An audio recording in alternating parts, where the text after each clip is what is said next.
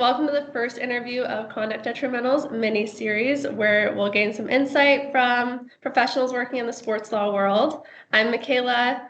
Today I'm joined by Kasey Hughes, a legal fellow at the Columbus Blue Jackets. Kasey, thank you so much for taking the time to sit down with me today. Yeah, of course. Let's get started. If you want to tell us a little bit about yourself, where you went to school. So I just finished my first year working for the Columbus Blue Jackets as a legal fellow. I obtained my JD from DePaul University College of Law in Chicago. I had plans in staying in Chicago, but when a sports job like this comes up, you have to take it and run with it.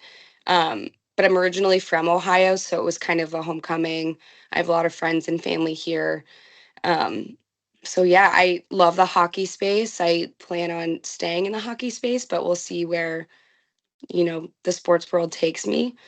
But yeah, I've really enjoyed my time here and I look forward to this interview. Awesome. Did you know you wanted to do sports law going into law school, or what kind of piqued your interest? What made you want to pursue it? Yeah, so one of my best friends actually did a legal internship with the Browns in undergrad. And I didn't really know that there was an intersect between sports and law at that point, but I knew I wanted to go to law school.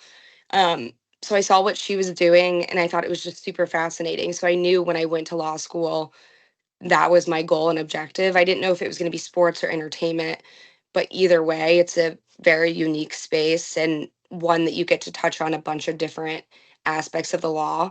So from my friend Autumn, who now works for the Jaguars, I kind of felt an inspiration to start looking into that. And when I moved to Chicago, I started networking like crazy, started meeting all the people, found out this is like the most ideal job for me.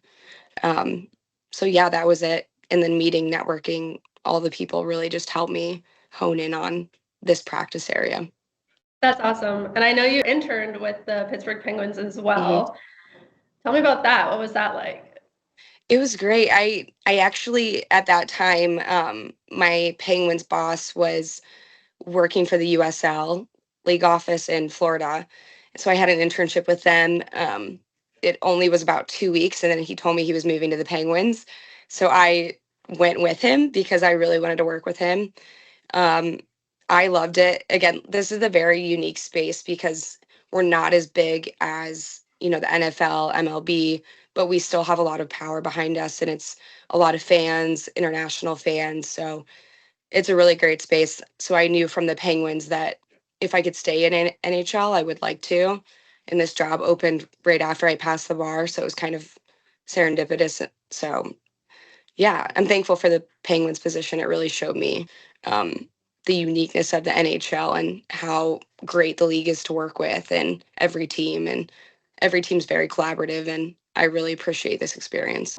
So, rolling off of that, what was your experience? What did you do in law school that kind of set you up to be in the position where you are? Yeah, I honestly doing what you're doing now. I networked like crazy. I tried to meet every sports attorney in Chicago, and there's lots of teams and leagues. And at the time, a lot of league offices when I was in school. So I went on LinkedIn literally the first day of law school, started messaging people, went to networking events throughout the city, even if they weren't sports related. I just tried to meet people who were doing transactional law, um, just so I could transfer my skills in that space. I was also a president of our Entertainment Sports Law Society. It was not a group when I first started law school because during COVID it disbanded.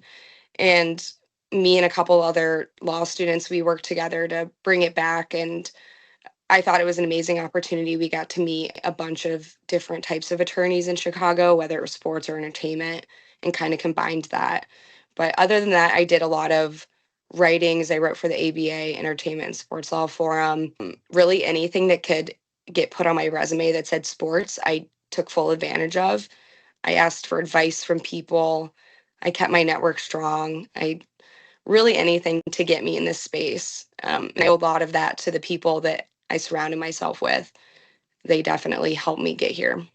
Yeah, the people are huge. I think if you have a Yeah. good network, good surrounding people, you're set. Yeah. So more on that, do you think there's any specific characteristics or skills that you have or that successful sports lawyers have?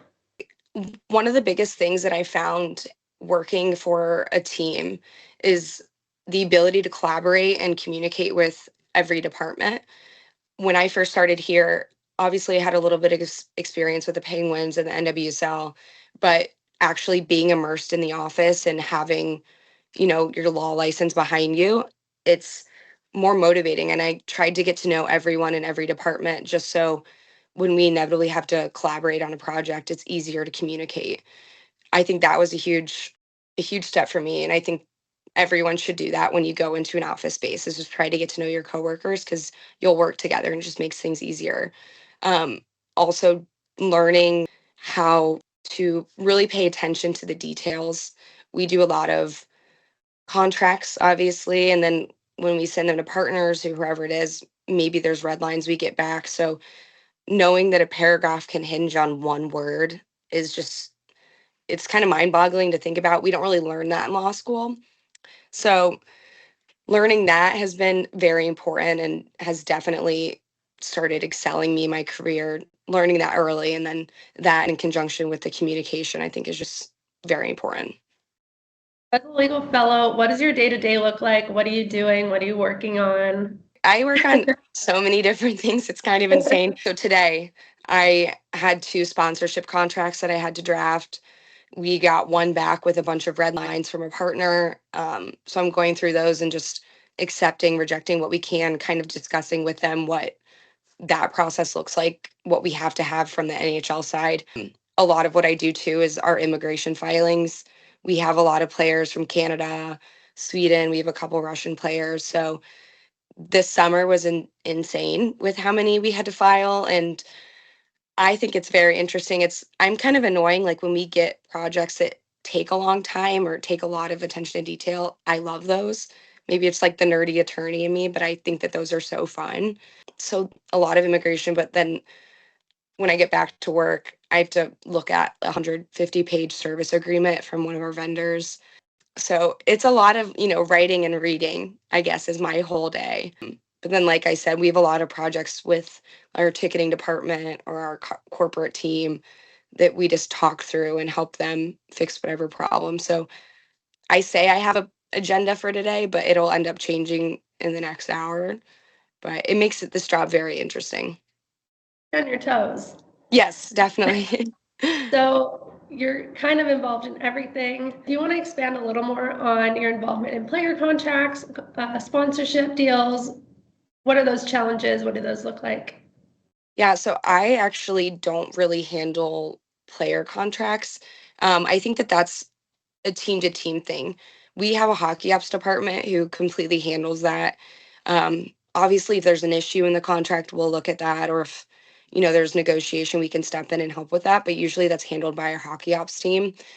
We do all of the sponsorship deals though. So when we get a new sponsor, someone renews, we do that. We have a basic, I guess, template, a basic deal that we go through. And obviously there's some changes per partner, but we work through those. We send it back to the partner, then we get them back and we decide where we're going to go from there. If they ask for more, or if they ask for less. It's sometimes a long process, but we have a lot of partners that are really easy to work with.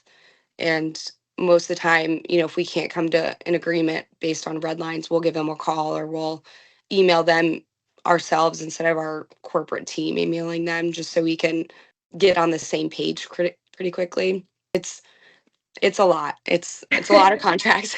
Are there any aspects or legal issues that you've come across that you didn't expect? Yeah, I would say the service contracts, I didn't really think that my job would be dealing with so much data, and we have a lot of things that we have to comply with from like federal law to Ohio law that differentiate. So working through those service contracts and knowing that we can't just, give them use of our intellectual property or whatever the case is because NHL prohibits us or we don't allow that.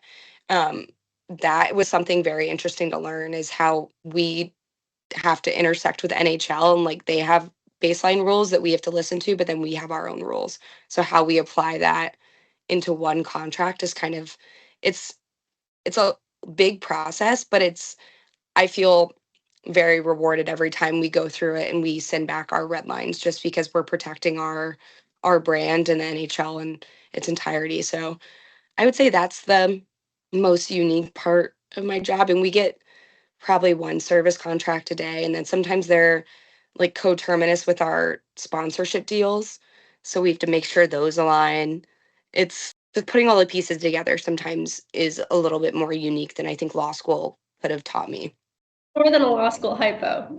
Yeah, it's literally like the most insane law school hypo, except for like the torts ones that are just completely out there. But yeah. So that sounds so fun. Yeah.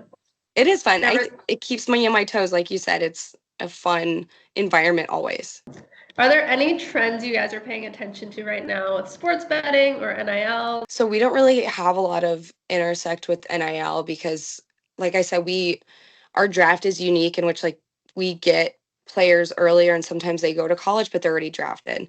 So a lot of our not issues, but a lot of the things that we're paying attention to are the sports betting field. We have partners that we do sports betting deals with. And it's interesting, like the Ohio law and the federal law differences. So we have to make sure that we're in compliance with both.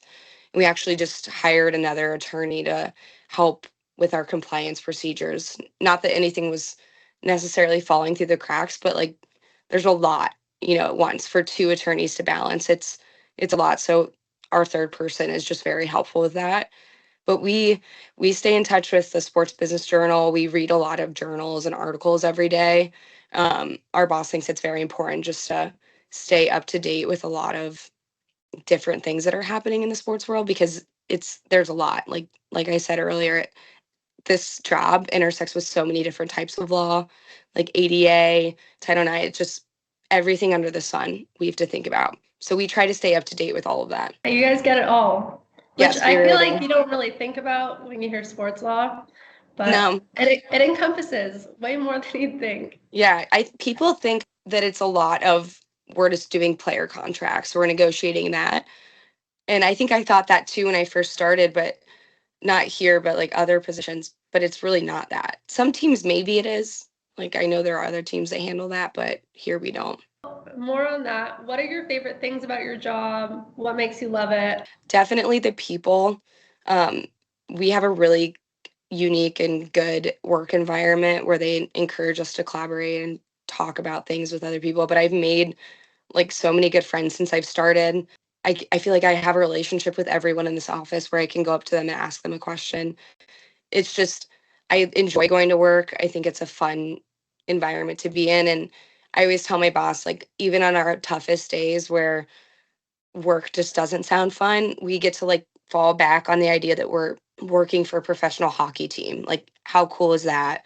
So I would just say that. And then obviously the workload it ebbs and flows sometimes, but I never dread working on a project. I think they're all fun and unique. And I just feel lucky that I get to be in this space. It's so important to have a great workplace. And Yeah.